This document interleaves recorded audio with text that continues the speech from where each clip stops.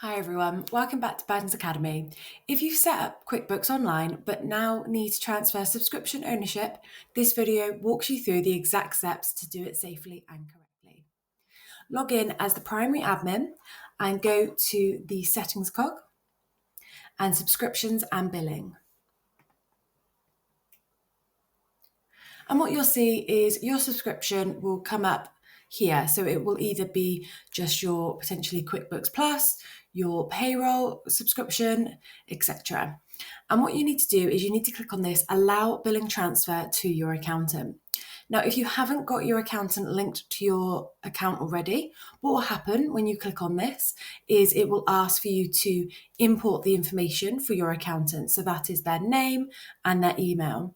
If, however, you have an accountant already set up, it will then come up with this pop-up box and say, allow billing transfer to your accountant, and you click on the relevant accountant and click allow transfer.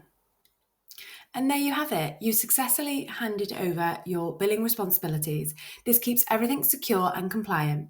Don't forget to subscribe for more QuickBooks tips. See you at the next one.